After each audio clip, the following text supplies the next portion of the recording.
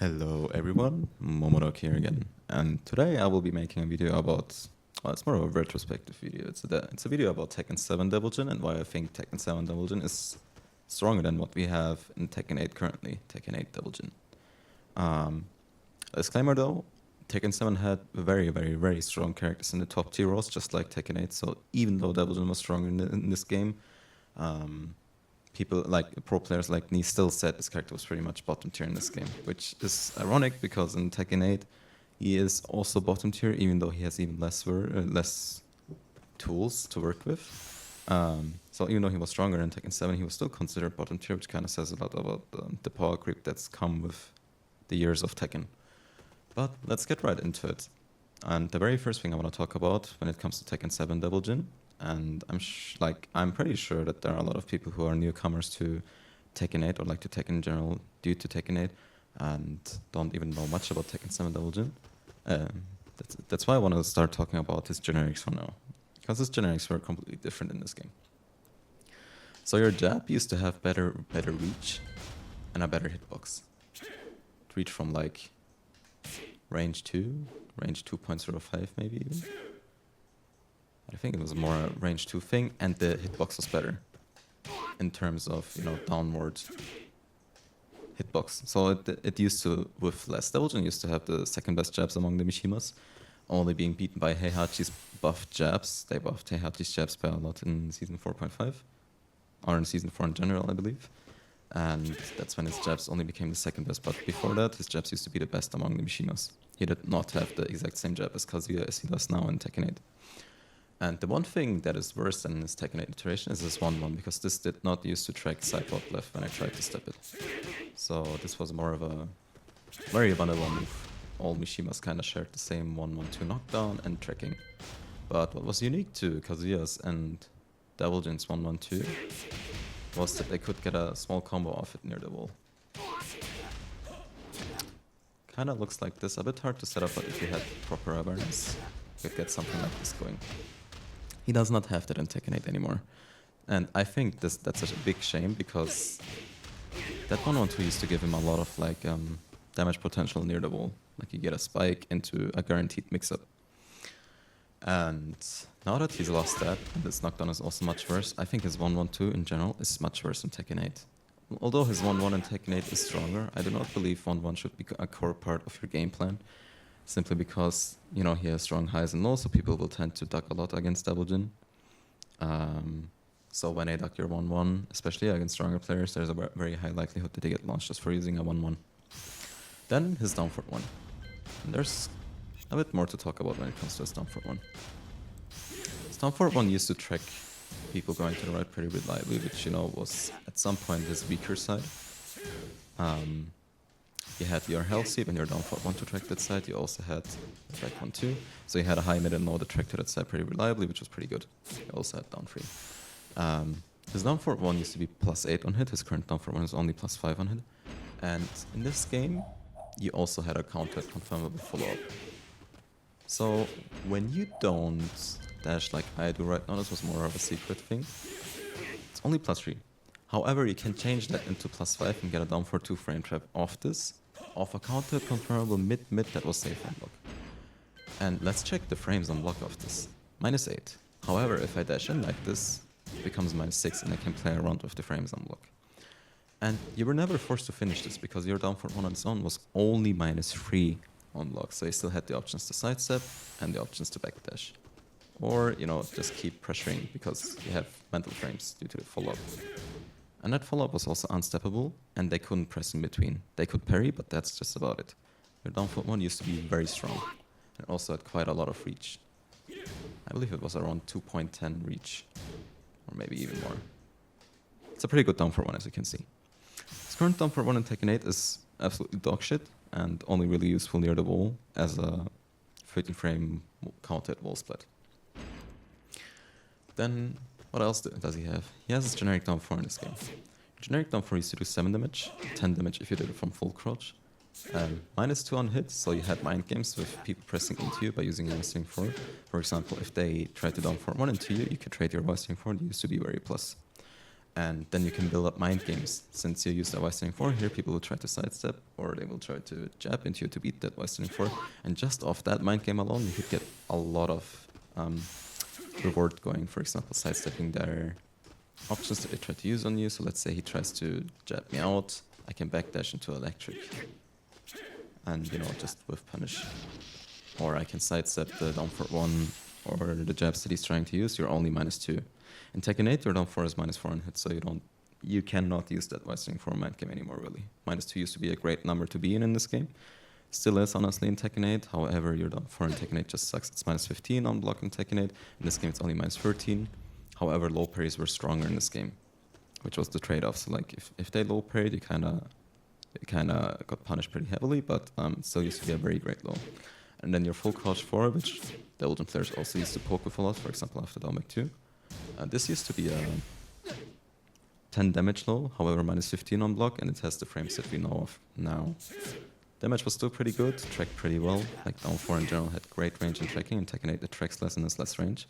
So in Tekken 7 it's a very, very, very functioning low, and was probably your most important low with Devil Jin actually next to the hellsweep. And then the other generic you had, like, well, it's not really a generic, but it was definitely part of your core game plan. So we're shifting away from the generics now a bit. It was your down 3. If I put off Rage here, your down 3 used to do 14 damage instead of the 12 damage it does now in Tekken 8. Still used to have great range, still used to track like pretty much being homing. Your down 3 used to be a pretty good low, like, because in comparison to other lows, it did enough damage and tracked pretty well, was hard to get around. And, you know, you could build a game plan just around these 2 moves. Then the next move we're gonna get into is that Demon Paw. His Demon Paw used to be much better in this game. I know it's a heat engager in Tekken 8, but that doesn't really matter. In this game you had pushback you could work around with, so if they pressed into you like this, you could always with punish. Make a track, you could use your Demon Paw in a lot of ways actually. And on counter hits, Devil Jin used to get a guaranteed running mix-up. So either you get a 30 damage power mid, or you get this power low into a wake up kick mix-up. In Tekken 8, you do not get that running tackle anymore from that counter Demon Paw, so your mix-up is not very real. And even on normal hits, like in Tekken 8, the threat of the mix-up isn't as scary, I feel. Since his mix-up is not as dangerous as in this game, in my opinion. So that's his Demon Paw. His Demon Paw used to be much better. You could work around with it a lot, depending on how you put your mind to it. And what I used to do when I played against a matchup that I was pretty confident in, I could just build a very simple game plan around these 2 moves, and, you know, a single jab and a neutral. I have a high, I have a very good mid to work with, and I have a low that was pretty strong. Down 3 used to be better in this game simply because of the damage. And something else, like a generic that I forgot to talk about, is his down for 2. In this game, your down for 2 was safe, tracked pretty well. Like if I do this, you will quickly see his down for 2 tracked pretty well compared to Tekken 8. So if I'm like, say here, this will track both side blocks, if I recall correctly. Maybe not or not, this used to have pretty good move, but as you can see, the tracking is pretty good. So it tracked very well and was a -7 on blocks, so it was safe on block. Counted launcher. And this counted launch went a long way, honestly. Because you could get a lot of damage potential out of it. May not have been the most optimal combo right now, but you get the gist of it. Your down 4-2 used to be much better in this game, and it was pretty much a generic. Only +4 on hit, but that doesn't really matter. It's the counter launch that mattered. And with Mishimas, and I do have to use a mid-counter launcher from time to time, since people will try to get around your electric and other highs by using high crushing moves. Like this, for example, or something like this. Yeah. And then you have a stomach 2 in this game. Used to be 1 frame slower, and the knockdown pretty much guaranteed the same things. You do not have the throw game you have in Tekken 8, like you only had the obliteration grab and the for 1+2 grab if you used it quick enough, but you did not have the 1 throw and the 2 throw from Dominic 2 back then.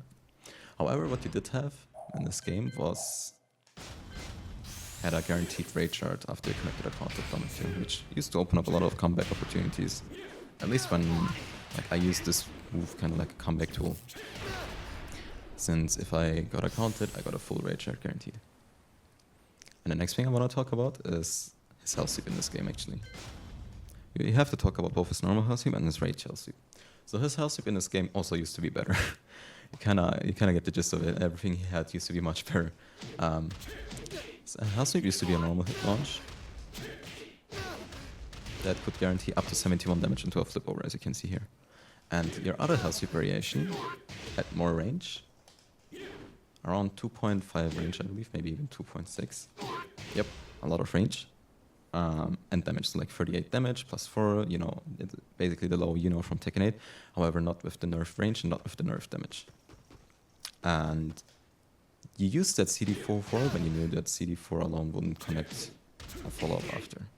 So it's basically on tip range. There was a way to work around that. It was possible to get a small micro dash going to still get the pickup even from further ranges. However, that was already pretty tight too, and that was like huge skill expression in the later seasons, so like just like now. It was kind of hard to do, so on tip range, all you would get was CD3, which is still around 30 damage. Yep, 30 damage per low still. This used to be pretty good, because if you got that launch, you get your opponent to the wall, into big damage, and to Oki. And when you were in rage, you even had a stronger version of the hellsweep. This version of the hellsweep used to be only minus 14. And depending on what combo you use, you also get a lot of damage. Like there was this very optimal route in rage, I think the 4-4-4.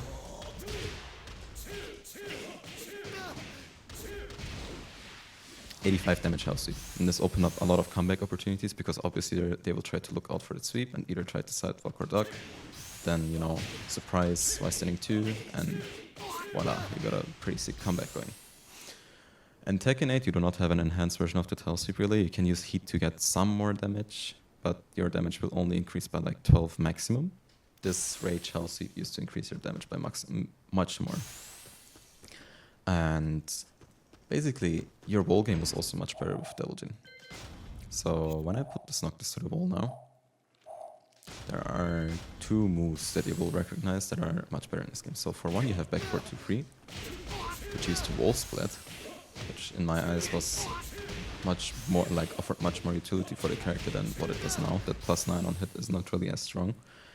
And your 4-1+2 used to be a cancelable wall bounce. So this on block was -15. However, you had a mind game, since either they tried to launch that cancel or they tried to launch the second hit on block. So even if they tried to punish that cancel, they could still get hit by the second hit, for example. Kind of similar to back 1-2. Just that back 1-2 wasn't launch punishable like that. So your damage potential of 4-1+2 near the ball, homing ball bounce by the way, don't forget that, homing mid ball bounce, your damage potential of this used to be pretty big. Like as you can see, this is already like 90 plus damage. I have rage on, but this is still like 90 damage even without rage. And from tip range, you even got something like this. Still pretty good damage. I used to optimize these routes a lot, so like 2 combos were enough for me to end a round completely with Devil Jin. And on top of that, I also had generics to work with when I don't, you know, when I don't have an easy time landing launchers like that, or when I don't want to risk my life going for a sweep. I had great lows. Even my down 3 used to be better. I have great mids. And in this game, even your laser scraper used to be much stronger. In Tekken 8, people can sidewalk this to the right. In this game, this used to track much better. So it was pretty much impossible to get around. Unless you played something like Lily or Alisa. And in this game,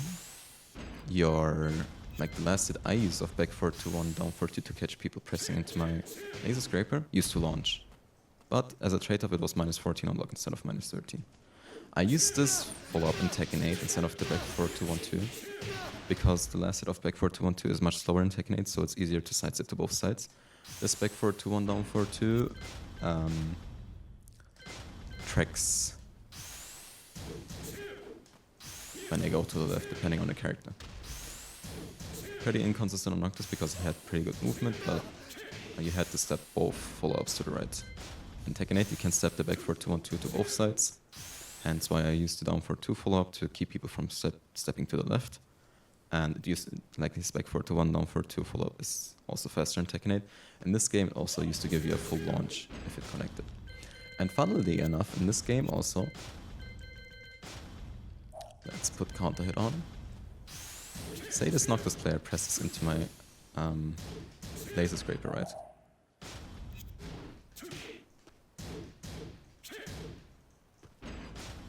Let's say he blocks the first hit, presses into the second, the third hit is guaranteed. Not sure how to set it up correctly right now, but if they ended up pressing into our back for 2 alone, which is a -9 mid, also we need to talk about that knockdown. It's a -9 safe on block mid that you can confirm it to back for 2-1, so if you use this alone and confirm properly, you could get a mind game going against people that try to take their frames at some point.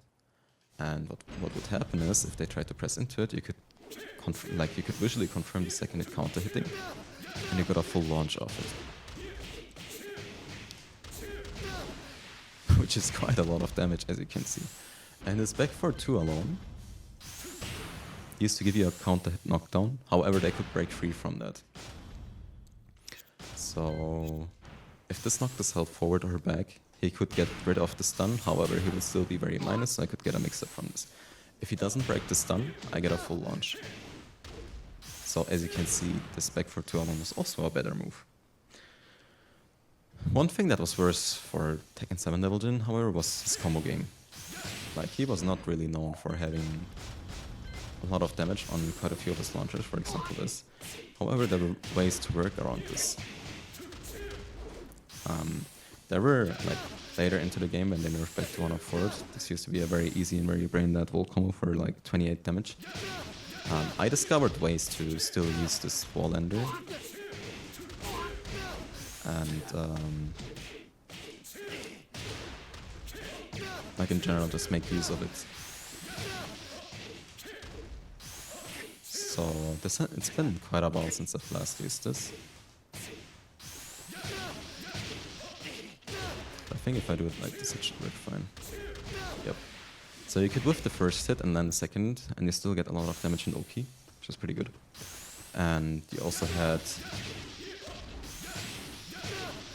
You will probably recognize this one. You also had the fly free back forwards, which is still above 100 damage. So if you were good enough with your intuition and lapped combos a lot like I did, I used to play this character very optimally in Tekken 7 already, you could get quite a lot of damage, even though this character was not known for having the biggest combo damages.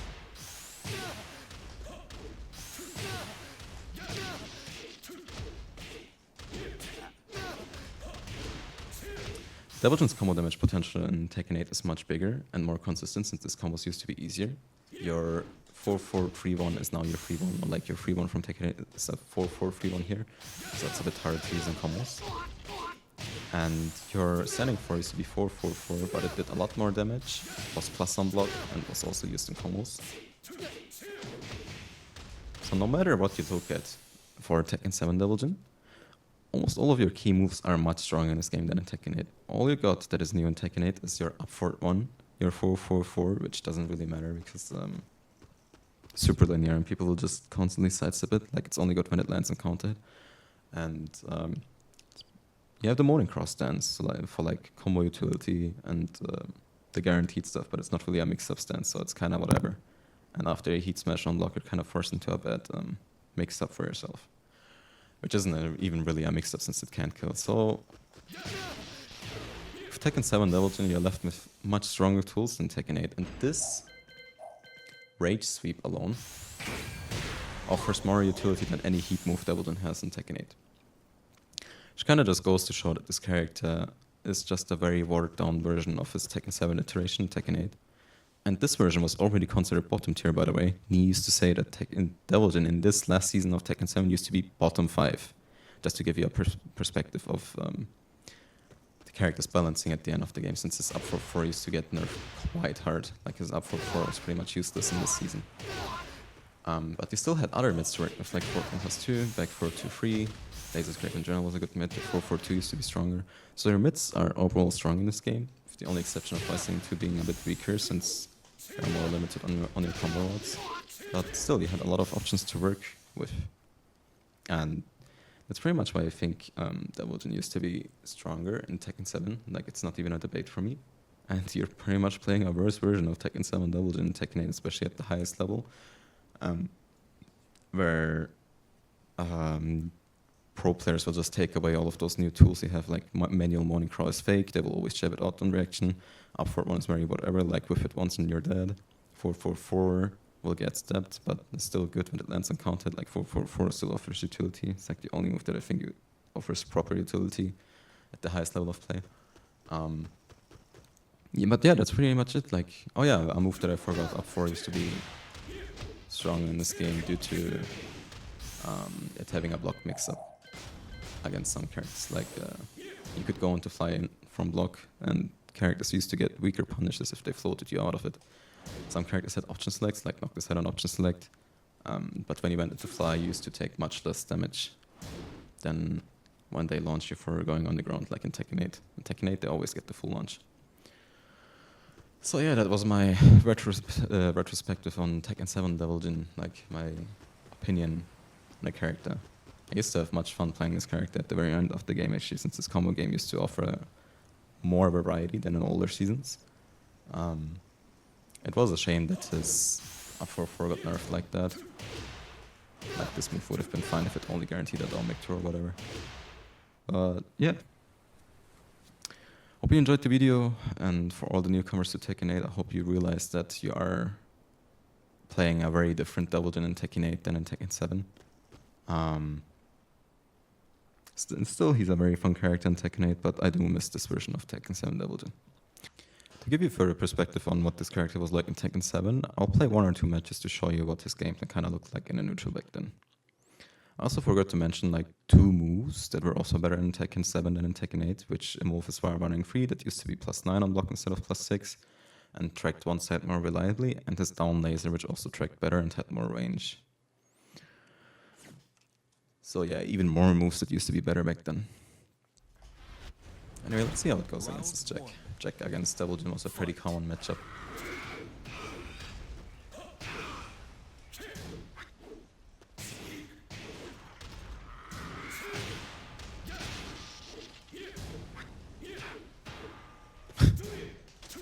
As you can see, our back 1-2 also had a much more reliable knockdown.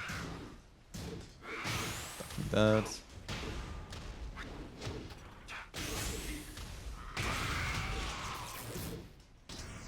There we go. You can't backdash this down 4-4, it was 2+. More running free was 2+, I mean. Your back 2-3 in this game didn't used to be I-14, it was I-15, however, it was still a great block and with punish. Just not a 14 frame punish, just like in Tekken 7. CD1 up forward used to do more damage in combos since the second hit scaled differently. Oops, the combo doesn't work. As you can see, back to 3 is still a reliable whiff punish. Oops. Rage Art into my +5.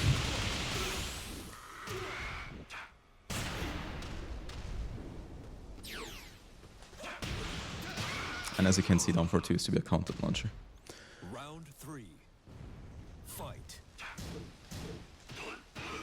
Like 1-2 knockdown gave you a better mix-up, since it didn't knock them like 5 kilometers away.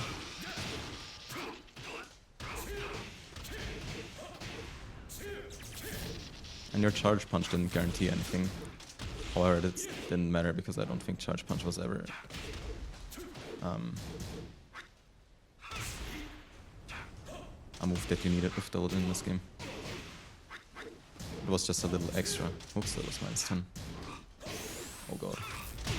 KO. Round 4. Fight.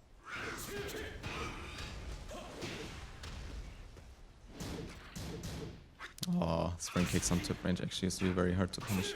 Oops.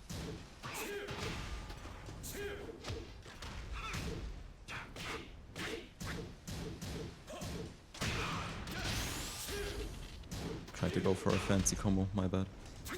There we go. As you can see, they wasn't very simple tools, but they were very strong. It's like your punishment was also better in this game.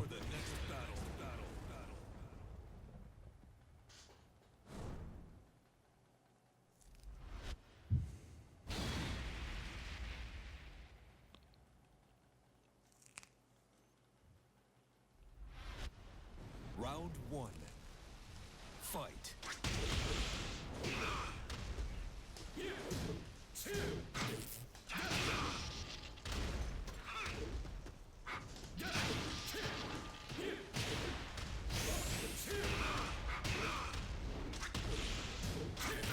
There you go. A useful down for one. Round two. Fight.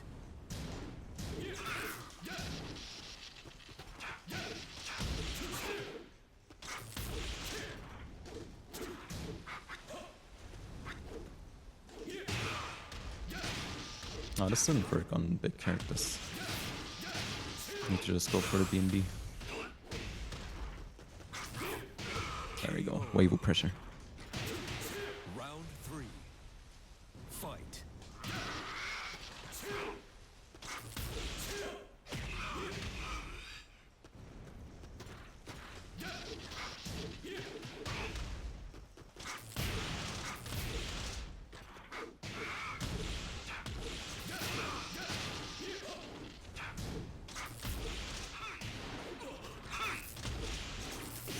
Oh, nice. I think that was a bait.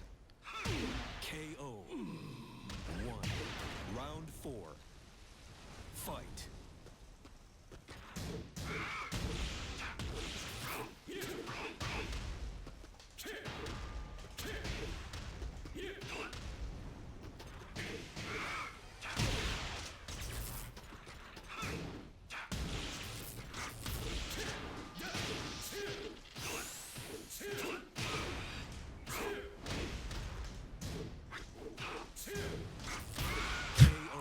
Actually, having a down for one is so nice. Anyway, you kind of get the gist. This character used to be much more reliant on poking moves and a clean neutral than whatever he has right now in Tekken 8. Since I forgot to talk about some moves, I will quickly be going over them too. So for one, his punishment, his Warring Free and his down laser. So his down laser and his Warring Free used to be +9 on block in this game. And they couldn't backdash your moves as easily as in Tekken 8. Oops, I need to put Kazuya up. Right. So your down 3 was still backdashable, but your down 4 wasn't. And you could still kind of get a mix-up going by using down back 2, for example. Your back 4-2 was in no way backdashable, I believe, depending on the character. Movement was better in this game, so you kind of have to take that into account. But +9 was a much better number to use than +6 as in Tekken 7. And since you were +9, you could also frame trap them with back 4 if they ended up pressing. Otherwise, you could just go in and wave with pressure. +9 was a pretty good number, especially at the wall. Other than that, you also had this down laser. How do I show this off? I guess I'll just do this. So if you use this as an Oki tool, back then your down laser used to track side rolling to the left very reliably, like tech rolling to the left. And if they blocked it after this, like if they tech rolled into your laser like that and ended up blocking it, it was safe on block. So it was a safe power low pretty much if you set it up properly. You could beat this by rolling to the right, but that means rolling into his hellsweep mix-up, which was pretty deadly. And last thing I want to talk about that I missed when I was talking about him earlier was, for one, his 30 frame westering punishment. He used to have a wall splat, and it knocked down on normal hit into Oki. They could not spring kick from this because they were angled weirdly, so he had a very easy time going in and mixing them up. And what else? His Wising 4-4 used to be -4 on hit, but that didn't really matter. Still did a lot of damage, and the pushback was big enough for you to backdash most of the retaliation they would use.